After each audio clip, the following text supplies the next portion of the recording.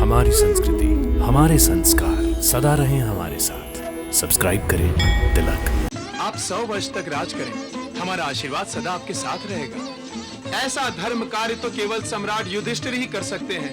मेरे जैसा महान, दयालु और दानवीर कोई दूसरा राजा इस पृथ्वीलोक पर है ही नहीं। मैं ही इन धरती वासियों का तारक हूं और मैं ही इन सब का पालक हूं और मैं ही इन सब का भगवान हूं। मैं ही इन सब का ईश्वर हूं। प्रभु, यह आपकी कैसी लीला है? युधिष्ठिर जैसा स्थिर बुद्धि महात्मा जो विनम्रता की मूर्त था, वो भी अहंकार के अधीन हो गया है। महर्षि व्यास, मनुष्यों का विकारों के अधीन होना सहज ही है। वो अपने आप को पृथ्वी का पालक समझ रहा है, ईश्वर से बराबरी करने की धृष्टता दिखा रहा है। प्रभु, युधिष्ठिर आपका भक्त है, रिश्ते में वो आपका बड़ा भाई है। क्या आप उसके अहंकार का नाश नहीं करेंगे? करूंगा, अवश्य करूंगा। हे धर्मराज, तुम एक पुण्य आत्मा हो। तुमने निस्वार्थ बुद्धि से जो अन्न दान किया है, वैसा आज तक किसी ने भी नहीं किया। भगवान तुम्हें सहस्र वर्षों की आयु दे। सच बोल गए ब्राह्मण देवता, मेरे जैसा निस्वार्थ दाता कोई दूसरा नहीं है।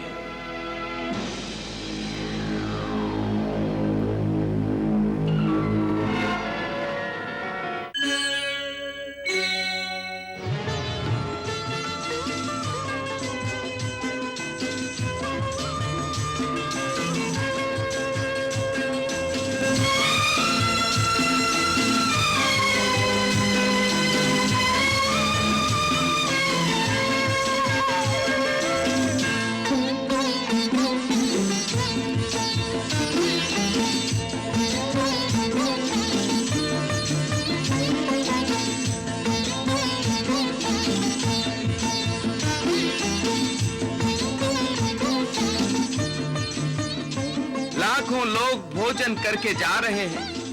दरिद्रों, दुखियों सबके पेट की आग बुझ गई है। मन तृप्त हो गया है। सचमुच महाराज युधिष्ठिर पुण्य आत्मा है, पुण्य आत्मा।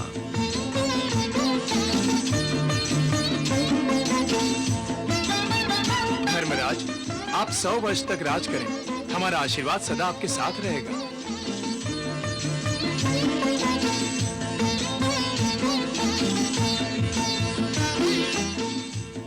ऐसा धर्म कार्य तो केवल सम्राट युधिष्ठिर ही कर सकते हैं। धन्य हो धर्मराज, धन्य हो। क्या ये सब सच कह रहे हैं? सच ही तो कह रहे हैं, ये सब सच ही कह रहे हैं। हाँ, ये सब ऋषि भी कह रहे हैं। ऋषि भला झूठ बोलते हैं? हाँ, ये सब सच है। मेरे जैसा महान, दयालु और दानवीर कोई दूसरा राजा इस पृथ्वीलोक पर है ही नहीं।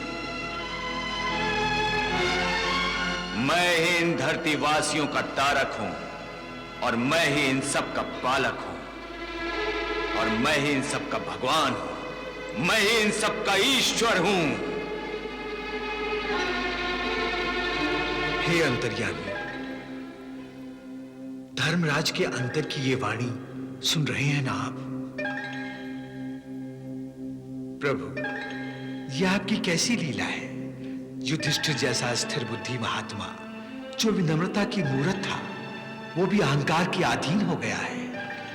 महर्षि व्यास, मनुष्यों का विकारों के अधीन होना सहज ही है।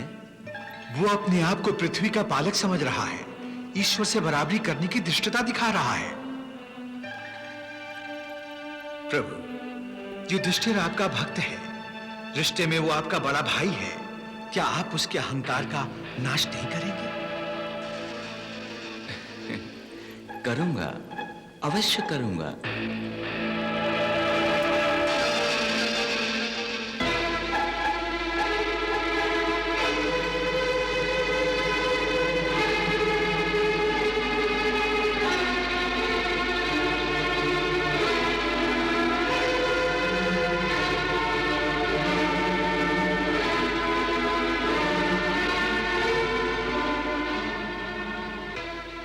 हे धर्मराज, तुम एक पुण्य आत्मा हो।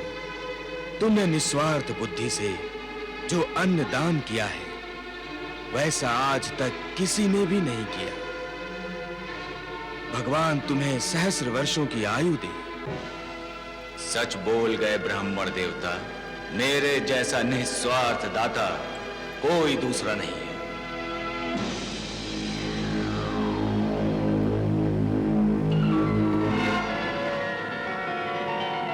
नहीं है धर्मराज, ये सत्य नहीं है, ये सत्य नहीं है।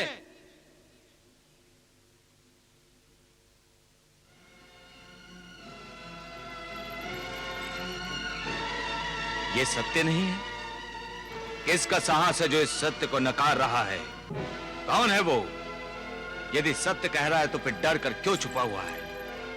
सत्य बोलने वाले यूं छुपा नहीं करते। मैं छुपा नहीं हूं महाराज, सत्य की भांति आपके सामने ही हूं और आप मुझे देख नहीं पा रहे हैं।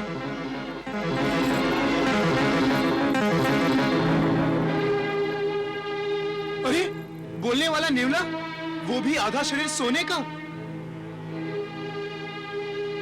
हाँ धर्मराज, मैंने ही आपके दान धर्म को निस्वार्थ मानने से इनकार किया है।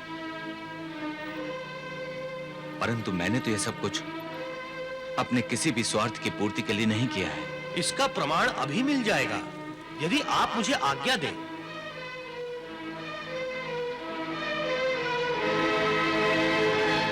आज्ञा है।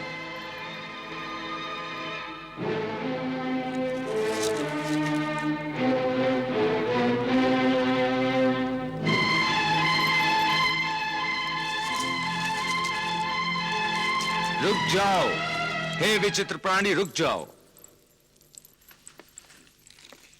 आप एक नेवला होकर भी मनुष्य की वाणी में बोल रहे हैं। अवश्य आप कोई महात्मा हैं, परंतु आप भोजन किए बिना कहां जा रहे हैं? यदि आप भोजन किए बिना यहां से चले गए तो यह धर्मात्मा पांडवों का अपमान होगा। और आप ही ने तो आज्ञा मांगी थी भोजन करने की। मैं यहां भोजन करने नहीं, इस यज्ञ की महानता की परीक्षा करने आया था। तो फिर कर ली आपने परीक्षा? हो गया आपको इस यज्ञ की महानता का परिचय?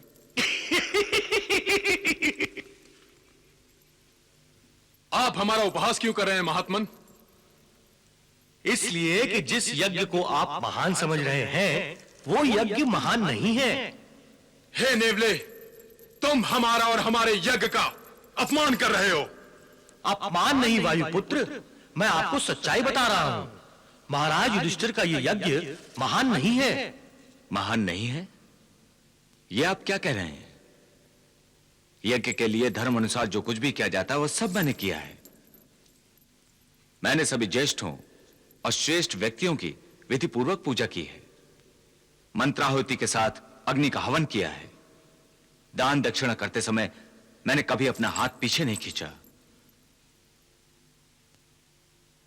मेरी दान दक्षिणा से अपनी झोलियां भरने वाले सभी प्राणियों आदि ने इस यज्ञ की महानता के एक सुर में गुण गाए हैं। और आप कह रहे हैं कि यह यज्ञ, यह दान महान नहीं, तुच्छ है?